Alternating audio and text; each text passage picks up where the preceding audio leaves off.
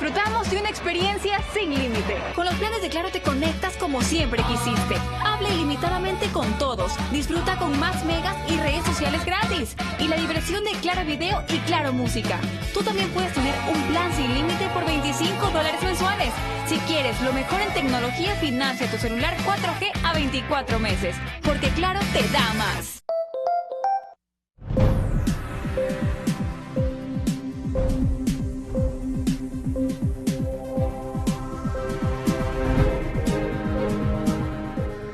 Cordiales saludos, estamos nuevamente en una edición de Libre Expresión. Gracias por estar con nosotros. Esta vez vamos a hablar de un libro que se llama 6:6:58 p.m., que es la hora exacta cuando ocurrió el terremoto del 16 de abril de este año, cuyo epicentro fue Pedernales, afectó toda la costa ecuatoriana, especialmente Manabí y Esmeraldas, y generó una cifra cercana a los 700 muertos, fallecidos, miles de heridos, una conmoción nacional. Y este libro recoge las experiencias, los trabajos de 13 periodistas y 2 fotógrafos. Es editado por Fundamedios y bajo la coordinación de la periodista Mariana Neira. Mariana ha sido editora de la revista Vistazo en Quito, jefe de la unidad de investigación de Ecuador TV, de Coavisa, autora de varios importantes libros, entre los que destaco sobre los hermanos Restrepo, libros de investigación periodística, y ha coordinado este trabajo. Y tenemos también a Óscar Molina, aquí presente, escritor, máster en creación literaria, ¿no? En Barcelona, en España, un periodista que ha colaborado con varias publicaciones de este país y que yo considero personalmente una de las plumas privilegiadas del periodismo de nuestro país. Entonces, Mariana, queríamos empezar contigo. Primero, quizá empezando a ver cómo les ha ido con el libro. Este libro se editó ya hace algunos meses. Previamente se hizo un documental, o al tiempo, digamos, sobre lo que pasó. Este documental se exhibió en Quito, luego en la zona del desastre. Y en realidad recoge muchas historias contadas. ¿Cómo empieza la idea de hacer este libro? Bienvenida. Bueno, gracias Juan Carlos por la invitación y por la oportunidad para exponer un trabajo que es muy interesante, no porque lo hayamos realizado nosotros, sino que es la expresión, la narración de los periodistas de un hecho que conmocionó al país y visto desde adentro, desde el interior de cada uno de ellos. Felizmente nos está yendo bien, tenemos últimos pedidos de libros y a la gente le ha interesado, me parece, ese ángulo justamente novedoso de la visión del periodista de aquel acontecimiento. Pues, y las historias son intensas, son no precisamente extensas, sino intensas en hechos, la variedad de eventos, algunos de los cuales no se publicaron en los medios de comunicación convencionales, y pues ha llamado mucho la atención. Además hay otro asunto que es la variedad de personajes, porque son periodistas de prensa escrita, son periodistas de televisión, tenemos 2 fotógrafos, o sea, son 13 periodistas de prensa escrita y audiovisuales y 2 fotógrafos. Los fotógrafos, una cosa curiosa, se inclinaron por escribir esta vez también. Sí, digamos, voy a dar una lectura que es justo a los periodistas. Los nombres: Cristina Arboleda, Diana Benalcázar, que es fotoperiodista, Giancano, Soraya Constante, José García, Manuel González, Pablo Jaramillo, Óscar Molina, aquí presente, uno de los autores, Susana Morán, el mítico Pepe Olmos, José Olmos, del Universo, Allen Panchana, Freddy Paredes, Roberto Rueda y Joseph Vecino, Desiree Yepes.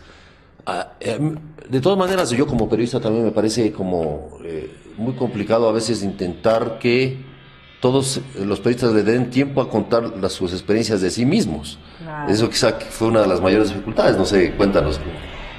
Sí, justamente la idea nació con esa intención de extraer los hechos, porque nosotros somos como autómatas. Cuando empezamos a trabajar estamos preocupados de qué es lo que vamos a informar, pero no de lo que sentimos nosotros como personas. Entonces esa era la intención de resaltar el trabajo periodístico del periodista ecuatoriano, valga la redundancia. Pero desde el relato periodístico. Desde el relato periodístico, desde luego. Oscar, quiero citar algo de tu texto que se llama Lo que queda, ¿no? Que es un relato que yo le veo desde varias, tú planteas varias escenas, quizá en el punto ese estilo que tomas de plantear varias escenas en un relato corto que tiene varias escenas. ¿Por qué lo planteas así? Bueno, de principio la propuesta había sido justo contar las experiencias de cada uno, pero siempre viene esta inquietud adicional, que es un debate periodístico de hasta qué punto el periodista también es un protagonista, ¿no? Y en esta ocasión poder contar algo como individual me parecía válido, pero también siempre hay que tomar en cuenta que desde el punto en el que tú escoges las escenas estás ya dando tu punto de vista, no necesariamente a nivel de primera persona, pero sí estás poniendo tu visión, digamos. Y escogí esas escenas porque básicamente lo que quería hacer es plantear estas especie de fotografías. La estancia en la que estuve es corta relativamente, fueron 3 días, acompañado de 3 colegas además. Y claro, el tiempo tampoco te avanza, ¿no? Y aquí empezamos a hablar también del tema humano periodístico que no se desliga. Entonces llega un punto en el que también, además de toda la información que tienes que dar, tú también empiezas a filtrar hasta dónde cuentas o qué vas a contar, porque el dilema ahí era todos estamos contando lo mismo, ¿no? O sea, todos los periodistas se movilizaron hacia el mismo sector, todos estamos dando casi la misma información, y entonces para mí también el reto fue preguntarme qué más puedo decir de nuevo aparte de lo que ya está, porque ahora, bueno, con redes sociales todos decían es un desastre, eso era evidente, parece un pueblo fantasma, eso era evidente, las fotos lo demostraban, pero ¿qué más había ahí que no se esté diciendo, aparte de que la gente esté sufriendo, de que les falte agua, comida, etcétera? Entonces yo creí pertinente, no sé si lo logré evidentemente, plantear estas escenas acompañadas de preguntas que puedan un poco hacer que quien lea de alguna forma también intente plantearse su propia visión, sobre todo para quienes no estuvieron ahí, ¿no? De los 3 días que tú estuviste, ¿qué es lo que no contaste aquí? En realidad, ¿qué es lo que omitiste? Omití, creo, el temor personal, ¿no? Realmente sí es un tanto vergonzoso, no porque lo considere así, sino por adjetivarlo de alguna manera, no haber dicho que tenía miedo.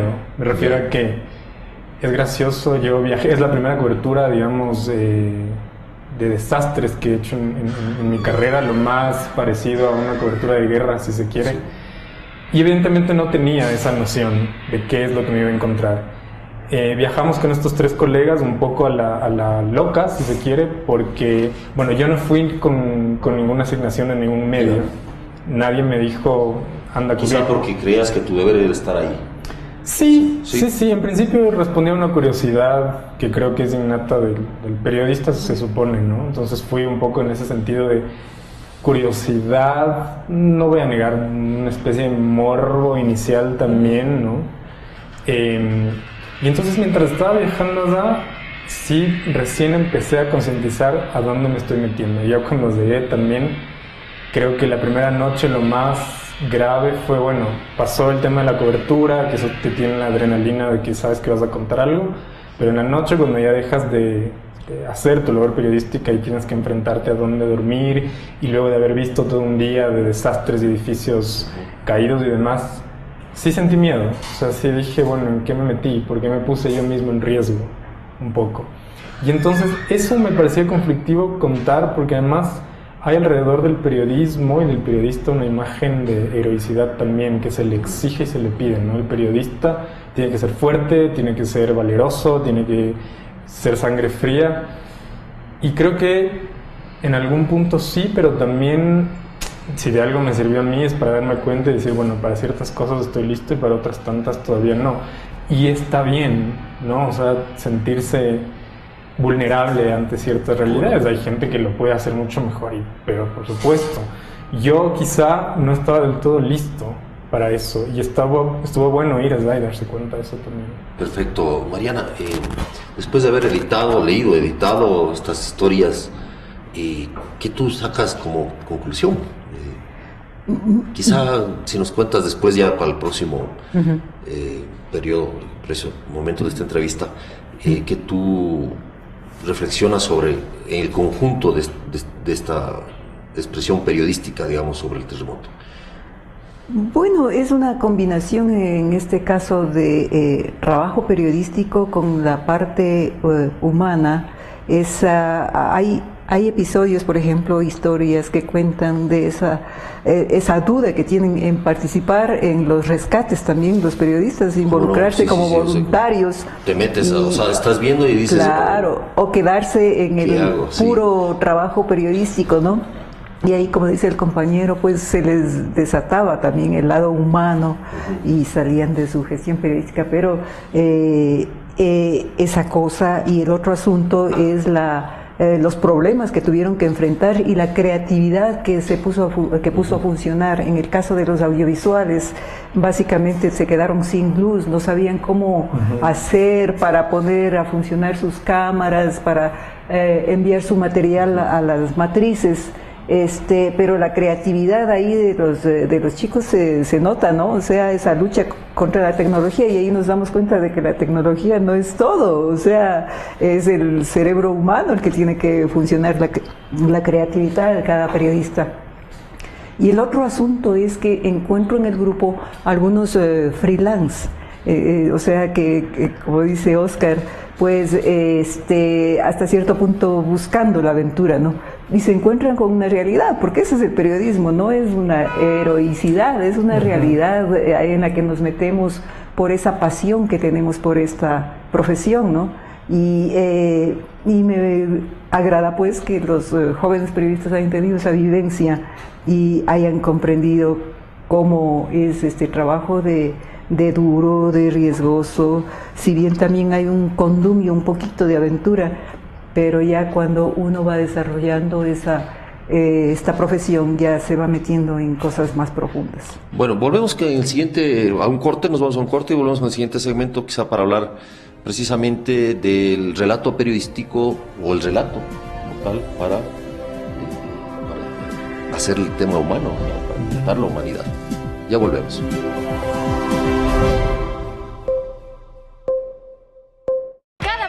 Más los que disfrutamos de una experiencia sin límite. Con los planes de Claro te conectas como siempre quisiste. Habla ilimitadamente con todos. Disfruta con más megas y redes sociales gratis. Y la diversión de Claro Video y Claro Música. Tú también puedes tener un plan sin límite por $25 mensuales. Si quieres lo mejor en tecnología, financia tu celular 4G a 24 meses. Porque Claro te da más.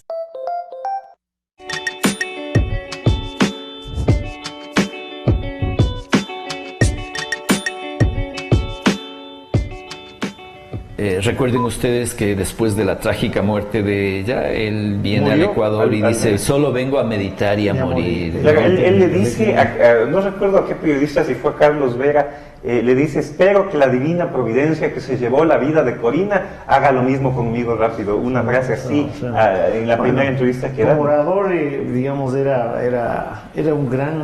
un fenómeno. Pero sí es legítimo reconocer que en un momento en el del libro, precisamente por la aparición del ebook, en un momento en donde se lee mayoritariamente basura en el internet, la Academia Sueca siga con esta política de reconocer que la literatura son otras cosas a lo que puristamente se conoce. El Nobel a Bob Dylan, aquí tenemos un defensor, un artículo muy interesante, un defensor de la decisión de la Academia Sueca. Sí. Yo comparto la defensa del premio Nobel a Dylan, pero ahora era necesario en este momento de crisis de la relación del lector con la escritura, era necesario que se revalorice la palabra escrita.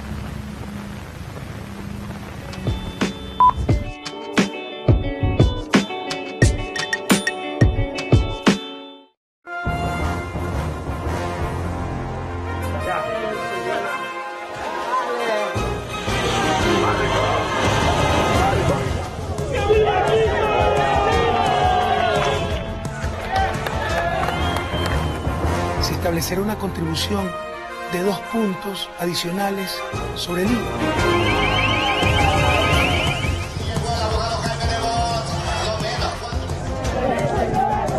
Las noticias de último minuto, en vivo, en el instante mismo que están ocurriendo. Por laRepública.es.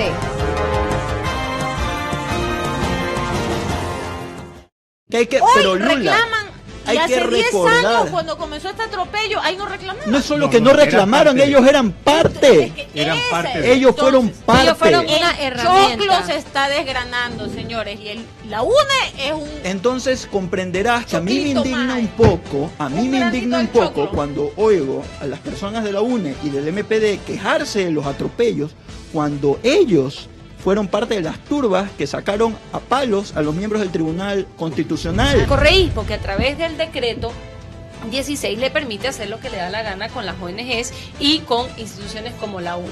Lástima que la UNE hoy está sola, porque quienes la acompañaban antes ya fueron desmembradas también por el correísmo, y lo que vemos es como un dominó que se va cayendo por pedazos. Es importante la reacción del próximo presidente, si es de otra línea, en relación a al restablecimiento del sindicato, ¿no?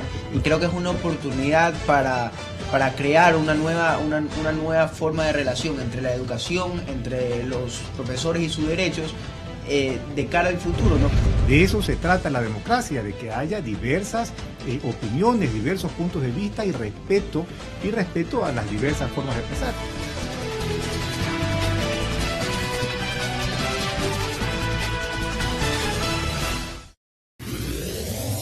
laRepública.es, un paso adelante en información. Entérese de lo último de noticias nacionales e internacionales, además de los deportes y todo sobre nuestros programas en línea. www.laRepública.es. No importa dónde se encuentre, estamos a un solo clic de distancia. Síganos también en nuestras redes sociales, Twitter, Facebook e Instagram. laRepública.es, la mejor opción para estar informado en línea.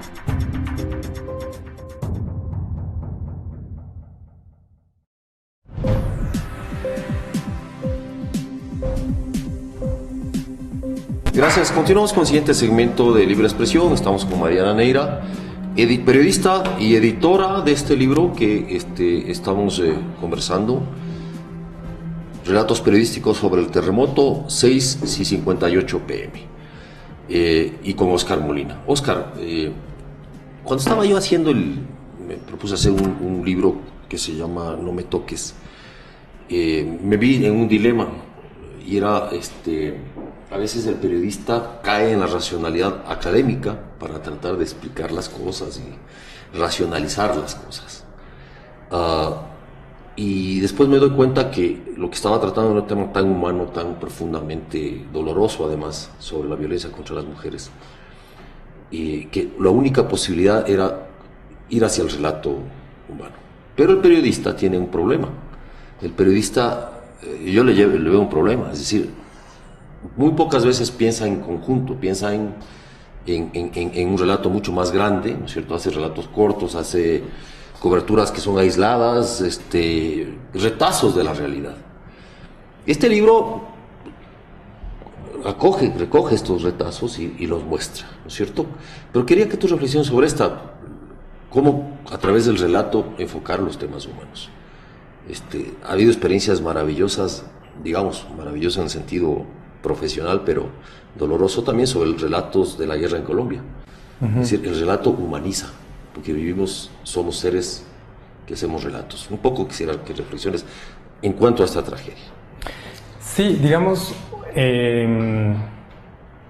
ahí el reto estaba por un lado entre pensar la inmediatez y por otro lado este tiempo de reflexión que también me parece necesario post terremoto, ¿no? Claro, ir allá y a veces cometer la imprudencia de preguntar cómo se siente pasa, si es real, ¿no?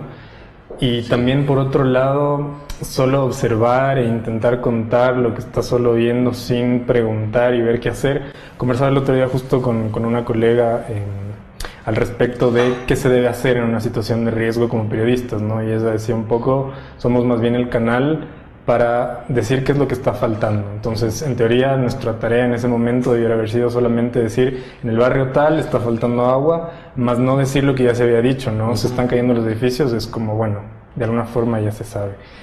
Entonces, el riesgo del relato, en cambio, es que tú puedes pasar ahí a intentar poetizar una cuestión o intentar embellecer una cuestión a través del lenguaje que no necesariamente es bella. Quiero decir, se puede contar una tragedia de forma subjetiva, muy bien escrita, inclusive utilizando metáforas si se quiere, pero me parece que ese ejercicio debe ser bastante posterior, con una reflexión de tiempo, por lo menos de unos 6 meses después de lo que pasa, ¿no? O más. Te lo digo porque, y esto me hacía recuerdo a... Recién leí este libro de la ganadora del Nobel, Voces de Chernóbil, y claro, ella retoma la tragedia casi 20 años después, y no se dedica a hacer un reportaje, sino a hacer testimonios, solo voces, voces, voces, voces, y entonces ahí uno entiende, y dice, las voces de la gente en sí mismas tienen ya un contenido poético, un contenido literario, de relatos si se quiere, y solamente hay que escucharlas y entender un poco ahí en la historia que te están contando, ya está, ya hay un relato que no necesita ser intervenido, depende también de qué es lo que vayas a contar. Cuando el premio Nobel, el jurado del Nobel le da el premio Nobel de literatura a Alexievich, esta periodista bielorrusa que hace varios libros en este propio estilo de que las personas hablen, habla de un término que es la compasión.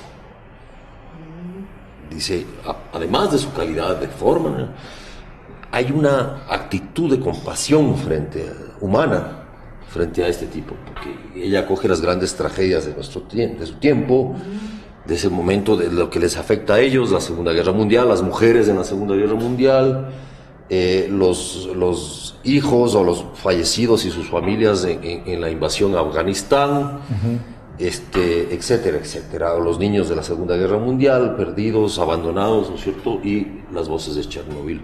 Ejercicio que también hace Murakami, cuando habla, hace un ejercicio similar que se llama Después del terremoto, sobre lo que pasó con el terremoto último de Japón, y hace también ese tipo de relato sobre la tragedia esta en el metro de Tokio, cuando este grupo extremista bota gas sarín, ¿no es cierto?, y los impactos que esto tiene. Digamos, y yo le veo similar este ejercicio, Mariana. Háblanos un poco sobre la compasión, sobre lo que es la compasión, o sea, cómo el periodista puede mirar con compasión el mundo que cubre, sin caer en la piedad cristiana, pues, obviamente, no, o lo que sí, sino en una ética de la compasión. Bueno, suena muy cristiano, justamente como dices la palabra compasión, y yo no le veo así tan en esa dirección. Yo lo que veo es el afán ese de exponer cosas, hechos que a lo mejor están casi olvidados, ¿no? Mira la habilidad de la Premio Nobel, de traer nuevamente hechos que sucedieron hace décadas. Entonces, yo más que compasión usaría la palabra sensibilidad. O sea, esa es una cualidad que tenemos todos los periodistas. Entonces, para captar los hechos inmediatos e incluso para recoger hechos que ya se han producido en algún tiempo, ¿no? Y me parece interesante porque hay que refrescar la memoria del ciudadano, para que no se olvide de que alguna vez hubo una catástrofe en la cual hubo problemas, además de la tragedia, hubo problemas. Y me parece este libro, el que tú escribiste también, No me toques, y otros libros que deberían multiplicarse en este país, porque hay muchos eventos que nosotros hemos dejado pasar y no los hemos escrito siquiera, o peor aún, recordar, por ejemplo, eventos como, qué sé yo, cuando hubo el fenómeno del volcán, ¿te acuerdas? Sí. Hay cosas que no se cuentan, y ese hábito me parece que es una falencia dentro del periodismo ecuatoriano. no deja relatos para las nuevas generaciones. Y yo creo que tiene que transformarse la mentalidad del periodista ecuatoriano e ir hacia esa dirección, no solamente para satisfacer egos, sino para servir tanto al gremio como a la misma ciudadanía, para que tenga una referencia. Los historiadores necesitan muchos datos de estos para completar sus historias. Por ejemplo, muchos investigadores necesitan este tipo de trabajos para hacer otros libros, otras investigaciones. ¿Tú estás de acuerdo con eso o también estoy perdido en el tema de la compasión? ¿Qué piensas tú, Oscar? Sí, a ver, la compasión hay que manejarla como con pinzas. Lo que creo yo, en cambio, Mariana hablaba de sensibilidad, yo hablo de empatía, pero sí que es difícil porque hay una realidad. Tú regresas a tu casa y sigues estando bien. Sí. Quiero decir, sabes que la gente está mal, has visto una realidad, intentas hacer algo desde tu trabajo, desde tu oficio, que es el periodismo, pero no puedes hacer más allá de eso porque tampoco te compete, ¿no? O sea, digo, si necesitas después de haber hecho tu trabajo periodístico regresar y donar más cosas o trabajar talleres con la gente, está bien.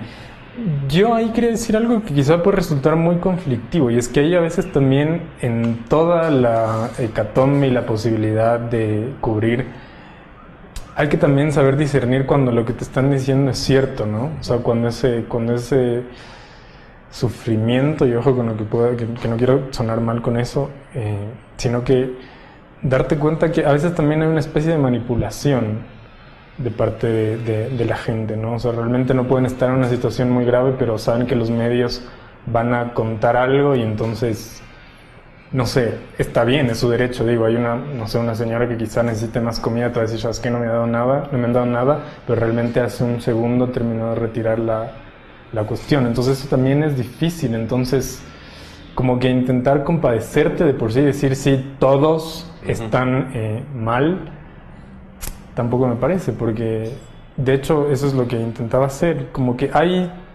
la tragedia finalmente lo que hace es volver a evidenciar las desigualdades que siguen estando, ¿no? O sea, había en sectores, en cuadras, en Puerto Viejo, gente que tranquilamente iba al Supermax a hacer las compras y a media hora después veías gente pidiéndote bidones de agua, ¿no?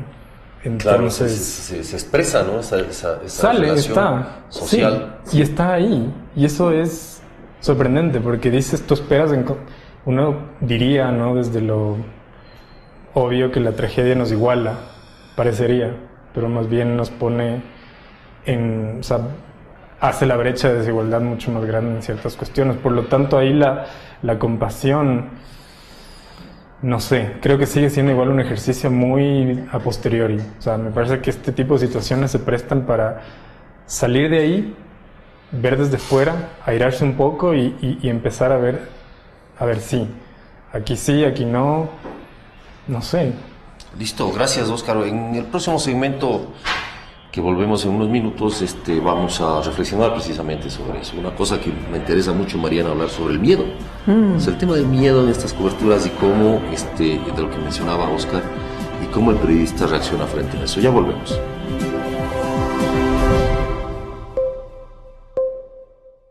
Cada vez somos más los que disfrutamos de una experiencia sin límite. Con los planes de Claro te conectas como siempre quisiste.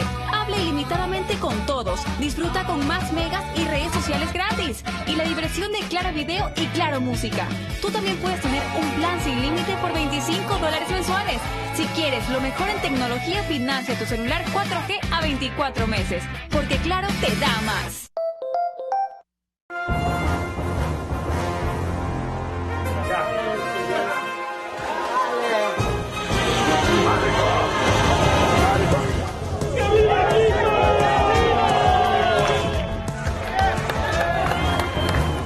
Se establecerá una contribución de 2 puntos adicionales sobre el IVA.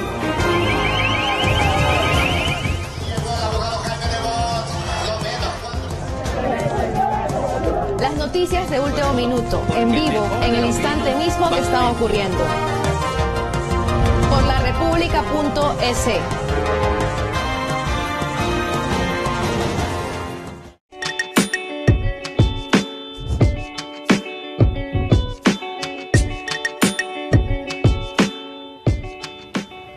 Recuerden ustedes que después de la trágica muerte de ella, él viene al Ecuador y dice, solo vengo a meditar y a morir. Claro, él le dice, no recuerdo a qué periodista, si fue a Carlos Vera, le dice, espero que la divina providencia que se llevó la vida de Corina haga lo mismo conmigo rápido. Una frase así en la primera entrevista que da. Como orador, digamos, era un gran... un fenómeno. Pero sí es legítimo reconocer que en un momento en el cual se ha cuestionado mucho la permanencia del libro, precisamente por la aparición del ebook, en un momento en donde se lee mayoritariamente basura en el internet, la Academia Sueca siga con esta política de reconocer que la literatura son otras cosas a lo que puristamente se conoce. El Nobel a Bob Dylan, aquí tenemos un defensor, un artículo muy interesante, un defensor de la decisión de la Academia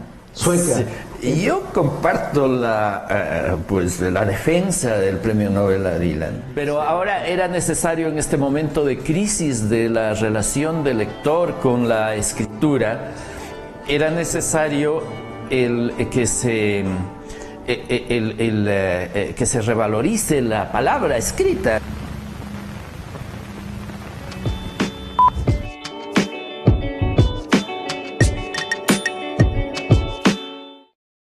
Pero Lula, reclaman, hay y que hace 10 recordar. años cuando comenzó este atropello, ahí no reclamaron. No solo que no reclamaron, ellos eran parte. Ellos fueron parte. Ellos fueron una El herramienta. choclo se está desgranando, señores, y la UNE es un... Entonces comprenderás que a mí me indigna un poco, cuando oigo a las personas de la UNE y del MPD quejarse de los atropellos cuando ellos fueron parte de las turbas que sacaron a palos a los miembros del Tribunal Constitucional. Correí, porque a través del decreto 16 le permite hacer lo que le da la gana con las ONGs y con instituciones como la UNE.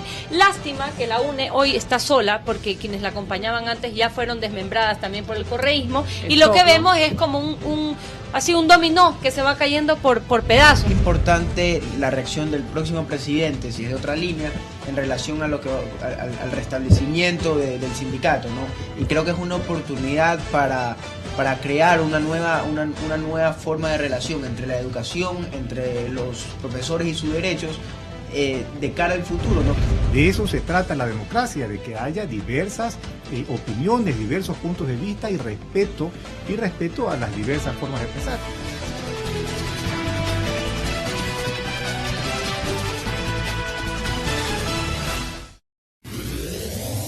larepublica.es, un paso adelante en información. Entérese de lo último de noticias nacionales e internacionales, además de los deportes y todo sobre nuestros programas en línea. www.larepublica.es. No importa dónde se encuentre, estamos a un solo clic de distancia. Síganos también en nuestras redes sociales, Twitter, Facebook e Instagram. larepublica.es, la mejor opción para estar informado en línea.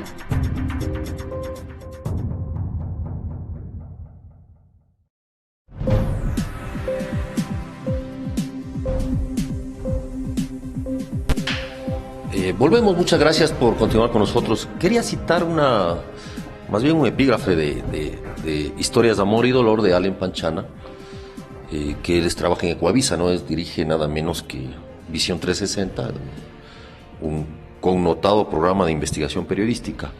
Él cita a William Shakespeare en una escena de Macbeth y dice: dad palabras al dolor, la desgracia que no habla murmura en el fondo del corazón que no puede más hasta que le quiebra.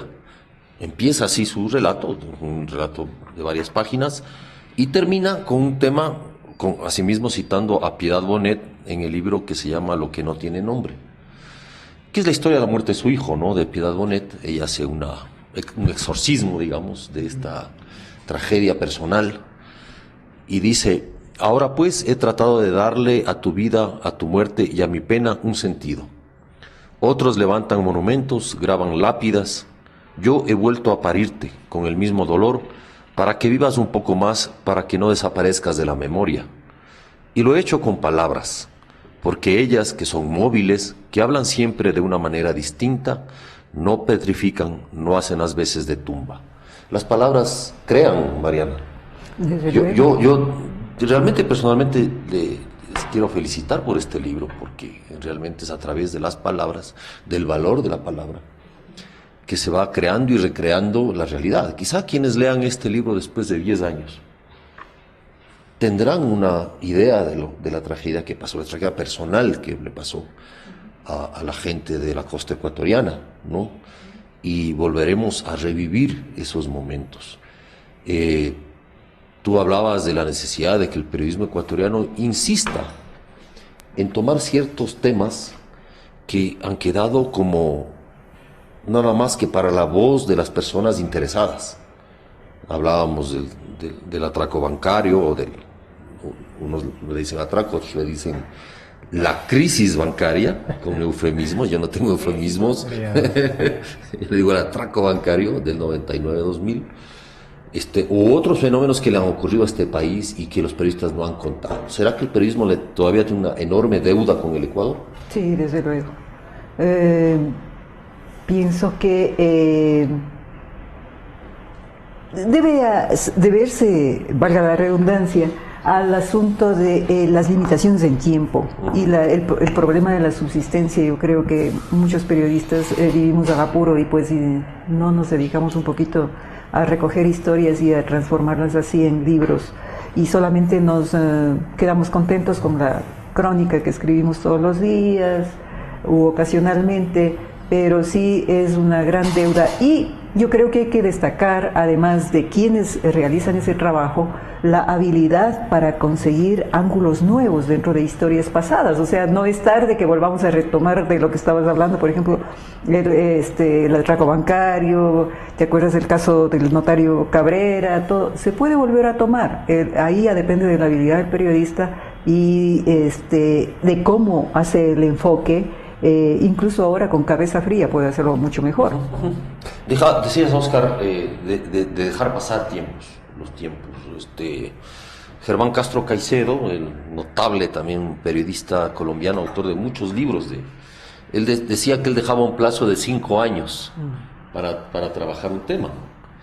Y él trabaja un tema, uno de sus libros es la muerte, el asesinato, digamos, de Monseñor Lavaca, ¿no? Y de Sor Inés, a manos de los pueblos no contactados en el oriente ecuatoriano. Y alguna vez le pregunté, y le preguntábamos sus colegas, ¿por qué se le ocurrió hacer una historia en el Ecuador? Y su respuesta fue, bueno, la verdad es que yo estuve esperando, sinceramente, que el periodismo ecuatoriano haga esta historia, porque es una historia para un libro, y a partir de un hecho recoge una serie de contextos y una serie de complejidades que no lo hicieron. Tú que eres un periodista joven, ¿cómo ves esto? ¿Cómo ves esta actitud quizás del periodismo ecuatoriano frente a los hechos que suceden y que pueden proyectarse en el futuro, en el presente? Esta especie de desidia profesional respecto a nuestra propia realidad.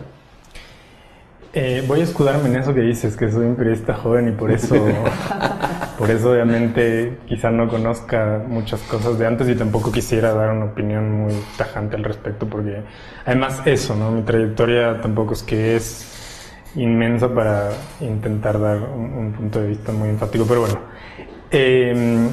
Creo que tiene que ver con estas posibilidades dentro de los mismos medios de impulsar los relatos. Quiero decir, cuando estaba yo intentando ser periodista, recuerdo que en los diarios sí que había posibilidades, por lo menos del fin de semana, de trabajar historias de largo plazo y de encontrarte con estos nombres de periodistas que de alguna forma te inspiren. Y veo que eso ya no pasa. Entonces, de entrada, ahí ya estamos cortando esa posibilidad del relato, ¿no? Por la inmediatez, quiero decir. Justo cuando vino Bastenier a la visita, él hablaba de esta cuestión de que si el periodismo en general está como en crisis, quizá estamos mucho más acá, ¿no? Porque, bueno, bien, estamos con un poco de retraso en ciertas cosas. Entonces, De hecho, ahora que decías, el Hugo Yepes, el ex director del Instituto Geofísico, por ejemplo, en una entrevista para Einers decía una cuestión muy interesante que no la he investigado, así que no sé si es del todo cierto, pero asumo que lo es.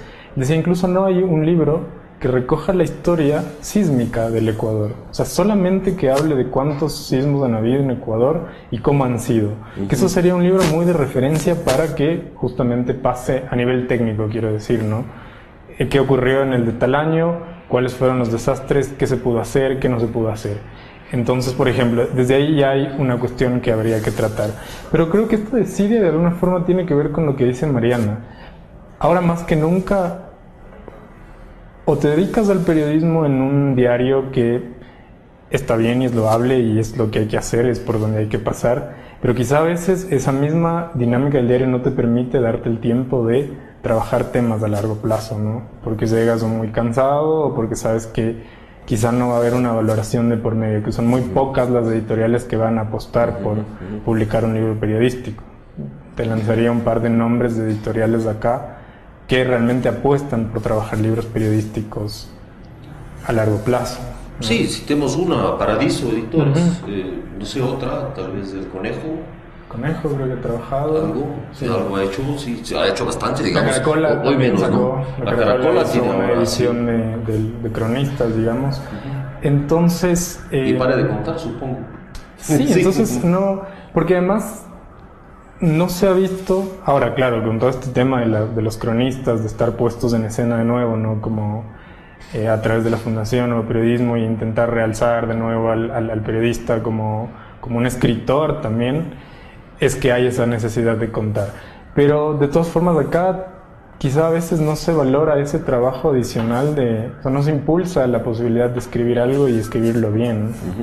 Entonces, si no tienes desde un medio el apoyo, no sé qué tanta motivación puedas tener en trabajar otros temas. Pero además está la otra cuestión que es real, ¿no? O sea, ahora más que nunca la posibilidad de investigación de fuentes es más difícil como para que te lances. Supongo que también tendrá que ver con el miedo, ¿no? De que te digan, bueno, no estás respaldándote bien. De este libro, 6 y 58 pm. Mariana, ¿cuáles son en realidad las perspectivas a futuro sobre este tipo de trabajos? Tú, que soy editora, ¿crees que es posible seguir desarrollando este tipo de temas desde el relato periodístico? ¿Cómo le ves tú? Mira, ha sido una buena experiencia, entiendo, ¿no? Desde luego, ha sido una experiencia bárbara, porque primero que conseguí un grupo muy sólido, con mucho prestigio, mucha voluntad, y con experiencias, vivencias ahí mismo en el lugar de los hechos. Y yo quisiera agregar a lo que dijo Oscar, que hay una corresponsabilidad en este asunto de la falta de difusión de temas. Si por un lado los periodistas nos sentimos apretados en cuanto a tiempo y a la necesidad de la supervivencia diaria, también hay una responsabilidad de las empresas que no impulsan este tipo de proyectos. En otros países son los mismos medios los que impulsan la difusión de relatos periodísticos sobre determinados hechos, ¿no? Que no sucede acá. Mira, esta es una iniciativa de una ONG. De Fundamedios, ¿no? Claro. Entonces, yo no recuerdo que los periodistas, que los medios periodísticos en los últimos tiempos hayan publicado un libro de relatos, después de que pasó hace mucho rato el Viernes Negro, lo de Abdalá, lo de la caída de Lucio. Desde ahí yo no he visto nada en los últimos tiempos. Entonces hay una corresponsabilidad y creo que hay que motivar a los medios para que impulsen este tipo de proyectos y así ayudan a los periodistas. Quizá motivar también a los propios periodistas, es decir, valorar su propio oficio, valorar la posibilidad de que ellos son quienes están contando la historia y cubriendo la historia en estos momentos, y que su palabra tiene valor. De hecho, este es un país que lee 0.5 de libros por año. Es una realidad que tendríamos que pensar en derrotarla.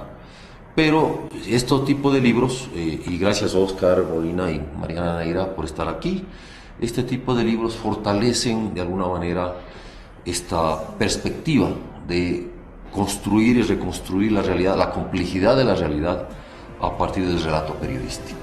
Muchas gracias por su atención. Nos vemos en la próxima.